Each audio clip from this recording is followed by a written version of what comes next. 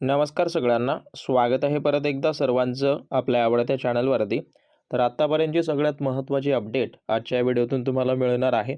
तुम्ही महाराष्ट्रातल्या कुठल्याही पदाची तयारी करत असाल तर इथून ज्या काही परीक्षा होणार आहेत सरळ सेवेच्या त्या MPSC मार्फत होणार आहेत आणि त्याच MPSCनं काय केलेलं आहे, एक पद्धतीनं हेच जे काही पद भरले जाणार आहेत तर त्या प्रत्येक संवर्गाची पात्रता त्यांनी प्रकाशित केलेली आहे. मनुष्यबळ किंवा ऑफिशियल जो काही आहे तो GR या ठिकाणी प्रसिद्ध त्यांनी केलेला आहे असं तुम्ही म्हणू शकता.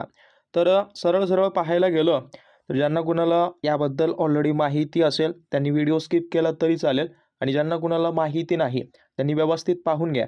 तुम्ही ज्या पदाला तयारी करताय त्या सर्व पदांची पात्रता त्यांनी कशा पद्धतीनं दिलेली आहे यातून तुमचं सर्व क्लिअर होईल. त्या अगोदर नवीन असाल सगळ्यांनी आपल्या चॅनलला सबस्क्राईब करून घ्या आणि विशेष करून DMER DHS साठी आपण ऑलरेडी बॅचेस चालू केलेले आहेत. एकाच बॅचमध्ये तुम्हाला लाईफ टाईम तुमची तयारी सिलेक्शनपर्यंत मार्गदर्शन करून घेतलं जाणार आहे. सो त्याच्यासाठी नंबर वगैरे दिलेला आहे, त्या नंबरवरती कॉन्टॅक्ट करा. पाहूयात DMER DHS त्या व्यतिरिक्त महानगरपालिका किंवा महाराष्ट्रातल्या कुठल्याही विभागामध्ये जर तुम्ही अधिपरिचारिका या पदाची तयारी वगैरे करत असाल तर तुमची इथून जी काही परीक्षा होणार आहे ती MPSC मार्फत होणार आहे आणि याच MPSC मार्फत किंवा MPSC पॅटर्ननुसार आम्ही ऑलरेडी बॅच चालू केलेली आहे. त्या बॅचमध्ये तुम्हाला पूर्ण नर्सिंगचे महत्त्वाचे MCQs, हँड रिटन नोट्स, त्याच्या व्यतिरिक्त दररोज लाईव्ह लेक्चर अशा सर्व पद्धतीनं तुम्हाला सिलेक्शनपर्यंत मार्गदर्शन आमची टीम प्रोव्हाइड करणार आहे. त्यामुळं ॲप ज्यांनी कुणी डाउनलोड केलं नसेल ॲप डाउनलोड करून घ्या. ॲपची लिंक खाली दिलेली आहे. किंवा बॅचमध्ये जर प्रवेश मिळवायचा असेल तर इथं माझा तुम्हाला नंबर या ठिकाणी दिसत असेल, या नंबरवरती मला व्हॉट्सअपवरती माहिती विचारू शकता. आता या व्हिडिओमध्ये किंवा ही जी काही छोटीशी माहिती असेल त्याच्यामध्ये आपण काय पाहणार आहोत की नेमकं डेमो PDF किंवा ही जी काही आहे बॅच त्याच्यामध्ये नेमकं काय काय आत्तापर्यंत अपडेट झालं आहे तर पाहून घ्या. डेमो लेक्चर वगैरे दिले, फ्रीमध्ये तुम्ही चेकआउट करू शकता.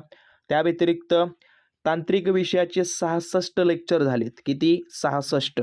दररोज लाईव्ह असतात. 2 महिने झालं लेक्चर आपले चालू आहेत. त्यानंतर 10,000 नर्सिंगचे टॉपिक वाईज तुम्हाला MCQ आमची टीम प्रोव्हाइड केलेली आहे, ते तुम्ही चेकआउट करू शकता. सर्व डेमो PDF आहेत. नॉन तांत्रिकचे सुद्धा दिलेत, त्याच्यामध्ये अपडेट होतील. त्यासोबत मराठी व्याकरण, त्याच्यानंतर जे काही यूट्यूबला आपण लेक्चर घेतो किंवा ॲपमध्ये जे काही लेक्चर्स वगैरे घेतो तर त्या लेक्चरचे सुद्धा PDF तुम्हाला या बॅचमध्ये मिळत जाणार आहेत. ओके, सो इथं व्यवस्थित तुम्ही चेकआउट करा. या पद्धतीचे सर्व PDF तुम्हाला मिळत जाणार आहेत. ओके, सांगण्याचा तात्पर्य एवढाच आहे की तुमची जी काही तयारी आहे ती एकाच ठिकाणी एकाच बॅचमध्ये सर्व विभागासाठी होऊन जाणार आहे. त्यामुळे लवकरात लवकर जॉईन करा. काही डाऊट असतील कळवा, बाकी व्हिडिओ कंटिन्यू करा. धन्यवाद. याच्यामध्ये काय दिले, सिंपल भाषेत सांगायला गेलं तर महाराष्ट्र शासनानं जे काही प्रसिद्ध केलेलं जे नियम व आदेश आहेत, ओके, त्या संदर्भाचा हा एक पद्धतीनं GR आहे की कुठल्या पदाला कुठली पात्रता आवश्यक असेल. इथून येणारी सर्व जी काही असतील ती, जसं की MPSC अंतर्गत नागरी सेवा ज्या काही आहेत गट ब अराजपत्रित ॲज इट इज सरळ सेवेची पदं तुम्ही म्हणू शकता. त्यानंतर गट क हे 2 संवर्गातली जेवढी काही पदं येतात तर ते सर्व पदांची पात्रता याच्यामध्ये प्रसिद्ध करण्यात आलेले आहेत. आता हे कधीपासून लागू होतील तर राजपत्रामध्ये प्रसिद्ध झाल्याच्या दिनांकापासून अंमलात येतील. म्हणजेच राजपत्रक जो काही हा आहे तो कधी प्रसिद्ध झाला तर हा झाला ऑलमोस्ट पाहायला गेलं तर 11 ऑगस्टला हा या ठिकाणी प्रसिद्ध झालेला आहे. तर याला अनुसरून त्यांनी खूप सारी माहिती दिलेली आहे, पण सगळ्यात महत्त्वाचे जे काही टॉपिक असतील ते आपण इथं कव्हर अप करूयात. तर कृषी विभागाचं पाहून घ्या.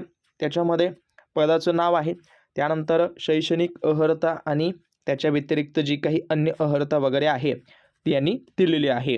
सो व्यवस्थित पाहून घ्या. मी हळूहळू स्क्रोल करतो जेणेकरून तुम्हाला सर्व काही व्यवस्थित त्या ठिकाणी दिसेल. ओके, सो चेकआउट तुम्ही करू शकता. हा विभाग आहे. ओके, हे त्या विभागामध्ये भरण्यात येणाऱ्या पदासाठी पदाचं नाव आहे आणि ही काय आहे या रकान्यातली पात्रता आहे. ओके, तर पशुधन पर्यवेक्षकसाठी पाहून घ्या. ॲज इट इज 2 वर्षाचा. तुमच्याकडं जो काही डिप्लोमा कोर्स आहे तो करा, त्याच्यानंतर पदवीधारण वगैरे ते दिलेलं आहे. हे बघा, तुम्हाला अजून एक सांगतो, याच्यामध्ये किंवा जर आतमध्ये असेल तर दोन्हीपैकी एक असलं तरी चालेल. लक्षात ठेवा, बरेच जण कन्फ्यूज होतात, माझ्याकडं हे आहे पण हे नाही. तर दोन्हीपैकी एक असणं अनिवार्य आहे असं तुम्ही म्हणू शकता. तर ॲज इट इज पाहून घ्या, खूप मोठ्या प्रमाणात ही PDF आहे. यातले जे काही विभाग आहेत त्या विभागातले जे काही वेगवेगळी पदं आहेत ती यांनी त्याची पात्रता वगैरे ॲड केलेली आहे. ओके, तर व्यवस्थितरित्या पाहून घ्या. अन्न पुरवठा विभाग, वन विभागामध्ये जी काही पदं भरली जातात.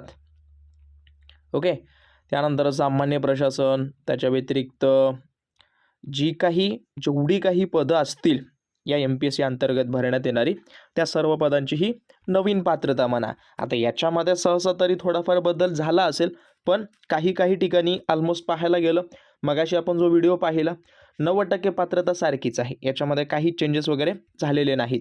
सो बिंदासपणे तुम्ही तयारी वगैरे करू शकता. ओके, याच्यामध्ये खूप काही माहिती आहे, सो चेकआउट करून घ्या. थोडंसं आपण काय करूयात, जे DMAR आणि DHSसाठी अधिपरिचारिका प्रसाविका आहे ना, त्याबद्दल थोडीशी माहिती या ठिकाणी पाहूयात, किंवा त्याच्यासाठी जे काही विशेष पात्रता आहे त्याच्यामध्ये काही बदल झाला आहे का, किंवा सारखीच पात्रता आहे का, हे थोडंसं तुम्हाला इथं कळून जाईल. ओके, सो पहा, स्क्रोल करतोय, व्यवस्थित पाहून घ्या. आणि काही डाऊट असतील, काही कळत नसेल, नक्की मला खाली कमेंटमध्ये कळून द्या, मी सर्वांना रिप्लाय करून देईन. हा एक महत्त्वाचा व्हिडिओ आहे, महत्त्वाचा टॉपिक आहे. बऱ्याच जणांना माहिती नसतं, ज्या पदाची ते तयारी करतायत त्याच्यासाठी पात्रता नेमकं काय आहे. ओके, विधी व न्याय विभाग, त्यानंतर मराठी भाषा विभाग. हे बघा, इथून DMARचं ही मिश्रक पद आहे. त्याच्यामध्ये संग्रहालय लाखनदार, परत भांडार तपासनीस, प्रयोगशाळा सहाय्यकसाठी काय लागतं की वैज्ञानिक विद्यापीठाची विज्ञानातील पदवी. ओके, किंवा शासनाने त्या समकक्ष म्हणून कुठलीही अर्हता धारण करणं आवश्यक आहे. वस्त्रपालचं 10वी पास असावं किंवा त्याच्या लेवलची परीक्षा, आणि त्याच्या व्यतिरिक्त ITI असणं आवश्यक आहे टेलरिंगमध्ये. ओके, शिवणकाममध्ये. परत वरिष्ठ लिपिकचं दिले, वरिष्ठ लिपिक संदर्भात ॲज इट इज तेच, कुठली तरी पदवी असेल तर चालेल, किंवा त्याच्या लेवलला तुमच्याकडं अर्हता असणं आवश्यक आहे. परत ग्रंथपालचं आहे, त्याच्या व्यतिरिक्त सहाय्यक ग्रंथपाल, हे सर्व DMARचेच आहेत. ओके, परत पाहून घ्या, याच्यामध्ये प्रक्षेपक आहे, स्वच्छता निरीक्षक STIचं ॲज इट इज. याच्यामध्ये पाहून घ्या त्यांनी काय काय दिलं आहे ते. परत गृहपाल आहे, प्रयोगशाळा तंत्रज्ञाची ही पात्रता. परत प्रयोगशाळा सहाय्यकची ही आहे.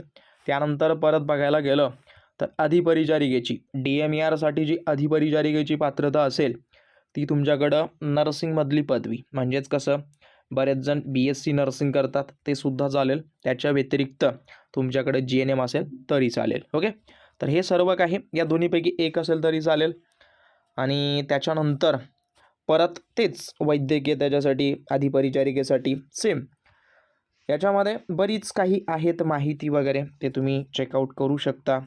त्याच्या व्यतिरिक्त आता सहसा तरी आत्तापर्यंत ANM-वाल्यांना DMARमध्ये कधी संधी वगैरे दिलेली नाहीत, किंवा त्यांच्यासाठी जागा वगैरे सुटलेल्या नाही आहेत. त्याच्यामुळं DMARमध्ये ANMच्या जागा सहसा तरी नसतात किंवा भरल्या जात नाहीत, हेही लक्षात ठेवा. परत पाहायला गेलं तर खूप सारी पोस्ट आहेत. एक वेळा काय करा, ही PDF जी आहे ती टेलिग्रामला ॲड केलेली आहे, ती व्यवस्थित तुम्ही काय करा, डाउनलोड करून घ्या, आणि डाउनलोड करून जे असेल ते तुमचं पद व्यवस्थित पाहून घ्या. ओके, सो बाकी काही डाऊट असतील मला कळून द्या. सार्वजनिक बांधकाम विभाग होतं ना, बांधकाम विभाग आहे. त्याच्या व्यतिरिक्त सार्वजनिक आरोग्य विभागसुद्धा दिलेला असेल. याच्यामध्ये सर्व विभाग आहेत, जेवढे आवश्यक असतील ते एक वेळा चेक करा. जी तुम्ही पदाची तयारी करताय ते सर्व याच्यामध्ये इन्क्लूड त्यांनी केलेलं आहे. ओके, खूप मोठी PDF आहे, ती एक वेळा चेकआउट करा. तुम्ही ज्या पदासाठी तयारी करताय ते पदाची पात्रता पाहून घ्या. ती जर नसेल किंवा त्या संदर्भात कुठलं काही नसेल तर ते काढून घ्या. ओके, ही एक तुम्हाला संधी तुम्ही समजा.